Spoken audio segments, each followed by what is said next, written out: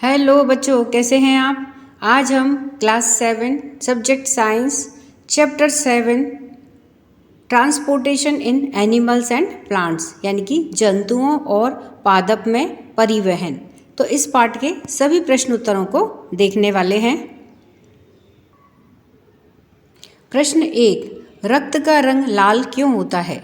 उत्तर है कि रक्त में पाई जाने वाली लाल रक्त कोशिकाओं यानी कि RBC रेड ब्लड कार्पल्स में एक लाल वर्णक हीमोग्लोबिन पाया जाता है। इस लाल वर्णक की उपस्थिति के कारण ही रक्त का रंग लाल होता है। प्रश्न 2, हृदय के किस भाग में ऑक्सीजन समृद्ध रक्त होगा और किस भाग में कार्बन डाइऑक्साइड समृद्ध रक्त होगा। उत्तर है हृदय के दाहिनी ओर कार्बन डाइऑक्साइड समृद्ध रक्त होता है और बाईं ओर ऑक्सीजन समृद्ध रक्त होता है। प्रश्न 3, क्या अन्य जंतु भी मूत्र करते हैं। उत्तर है हाँ, अन्य जंतु भी मूत्र करते हैं। प्रश्न 4, जब भिंडी और अन्य सब्जियां सूख जाती हैं तब इन्हें कुछ देर के लिए जल में डुबोते हैं, उनमें जल कैसे प्रवेश करता है। उत्तर है इनमें जल का परिवहन या प्रवेश कोशिकाओं के द्वारा होता है। प्रश्न 5, पादप क्यों मृदा में से अधिक मात्रा में जल अवशोषित करते हैं और फिर उसे बाष्पोत्सर्जन के द्वारा बाहर निकाल देते हैं। उत्तर है पादपों में पत्तियों से जल के बाष्पन से चूषण अभिकर्षण यानी कि खिंचाव विकसित होता है, इसीलिए ये अधिक मात्रा में जल अवशोषित करते हैं और फिर उस जल का बाष्पोत्सर्जन करते हैं। Text book questions and answer. प्रश्न 1, कॉलम ए में दी गई संरचनाओं का कॉलम बी में दिए गए प्रक्रमों से मिलान कीजिए। यानी कि कॉलम ए में कुछ संरचनाएं दी हुई हैं, इन्हें हमें कॉलम बी के प्रक्रमों से मिलान करना है। तो आइए इसे उत्तर के साथ में देखते हैं। उत्तर है कॉलम ए में क है रंध्र, तो यह है कॉलम बी में बाष्पोत्सर्जन यानी कि रंध्र के माध्यम से बाष्पोत्सर्जन होता है।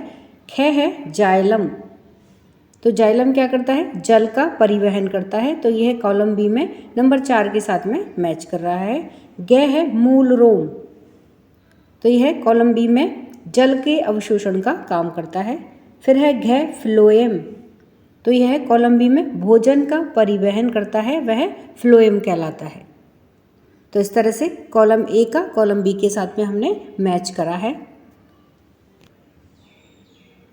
प्रश्न 2, रिक्त स्थानों की पूर्ति कीजिए। तो देखिए यहाँ पर कुछ वाक्य दिए हुए हैं जिनमें रिक्त स्थान दिया हुआ है, तो हमें यहाँ पर इनमें उचित रिक्त स्थान भर के इन वाक्यों को पूरा करना है।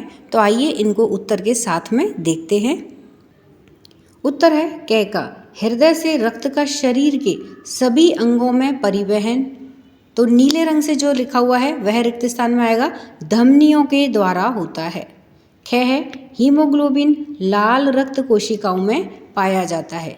ग है धमनियां और शिराएं केशिकाओं के जाल के द्वारा जुड़ी रहती हैं, तो यहाँ पे रिक्त स्थान में क्या आएगा, केशिकाओं।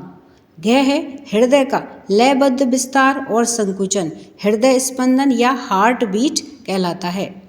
च है मानव शरीर का प्रमुख उत्सर्जित उत्पाद यूरिया है। छ है पसीने में जल और लवण होता है।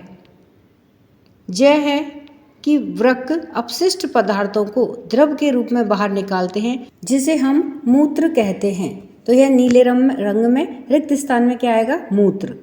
ज है वृक्षों में बहुत अधिक ऊंचाइयों तक जल पहुंचाने के कार्य में बाष्पोत्सर्जन के द्वारा उत्पन्न चूषण अभिकर्षण बल सहायता करता है, तो यहाँ पे रिक्त स्थान में क्या आएगा, बाष्पोत्सर्जन। प्रश्न 3, सही विकल्प का चयन कीजिए। क्या है कि पादपों में जल का परिवहन होता है। नंबर 1 जाइलम के द्वारा, नंबर 2 फ्लोएम के द्वारा, नंबर 3 रंध्रों के द्वारा और नंबर 4 मूल रोमों के द्वारा। तो उत्तर है 1 जाइलम के द्वारा पादपों में जल का परिवहन होता है। ख है मूलों के द्वारा जल के अवशोषण की दर को बढ़ाया जा सकता है। इन्हें नंबर 1 छाया में रखकर, नंबर 2 मंद प्रकाश में रखकर, नंबर 3 पंखे के नीचे रखकर और नंबर 4 पॉलीथीन की थैली से ढककर। तो उत्तर है नंबर 3 पंखे के नीचे रखकर। प्रश्न 4 पादपों अथवा जंतुओं में पदार्थों का परिवहन क्यों आवश्यक है, समझाइए। उत्तर है सभी जीवों को जीवित रहने के लिए भोजन, वसा और ऑक्सीजन की आवश्यकता होती है। इन जीवों को इन सभी पदार्थों को अपने शरीर के विभिन्न अंगों तक पहुंचाना होता है। चूंकि शरीर के विभिन्न अंग भिन्न भिन्न कार्य करते हैं और कार्य करने के लिए ऊर्जा की आवश्यकता होती है। ऊर्जा भोजन से ही मिलती है, अतः भोजन को परिवहन के द्वारा ही शरीर के विभिन्न अंगों तक पहुंचाया जा सकता है। इसी प्रकार जंतुओं को उन अंगों में उत्पन्न अपशिष्ट पदार्थों का परिवहन उस स्थान तक करना होता है जहां से उन्हें बाहर निकाला जा सके। परिवहन की अनुपस्थिति में शरीर में अपशिष्ट पदार्थों की मात्रा बढ़ जाएगी और जंतु के अधिक दिनों तक जीवित रहने की संभावना कम हो जाएगी। अतः पादपों तथा जंतुओं में पदार्थों का परिवहन आवश्यक है। प्रश्न 5 क्या होगा यदि रक्त में पट्टिकाणु नहीं होंगे। उत्तर है पट्टिकाणु रक्त का थक्का बनाने में सहायक करते हैं। अतः यदि रक्त में पट्टिकाणु यानी प्लेटलेट्स नहीं होंगे तो रक्त का थक्का नहीं बनेगा और चोट लगने पर उस स्थान से लगातार रक्त बहता रहेगा। इससे व्यक्ति की मृत्यु हो जाएगी। प्रश्न 6 रंध्र क्या हैं, रंध्रों के 2 कार्य बताइए। उत्तर है नंबर 1 रंध्र पादपों की पत्तियों पर स्थित सूक्ष्म छिद्र ही रंध्र कहलाते हैं। नंबर 2 रंध्रों के कार्य क्या है, ऑक्सीजन एवं कार्बन डाइऑक्साइड के विनिमय में सहायता करते हैं। ख वाष्पोत्सर्जन के द्वारा अतिरिक्त जल को बाहर निकालते हैं। प्रश्न 7 क्या वाष्पोत्सर्जन पादपों में कोई उपयोगी कार्य करता है। उत्तर है हाँ, वाष्पोत्सर्जन के कारण पादपों में एक चूसन अभिकर्षण खिंचाव विकसित होता है जो जड़ों के द्वारा जल के अवशोषण में सहायता करता है। प्रश्न 8 रक्त के घटकों के नाम बताइए। उत्तर है प्लाज्मा, लाल रक्त कोशिकाएं या आरबीसी, श्वेत रक्त कोशिकाएं या डब्ल्यूबीसी और पट्टिकाणु यानी कि प्लेटलेट्स रक्त के प्रमुख घटक हैं।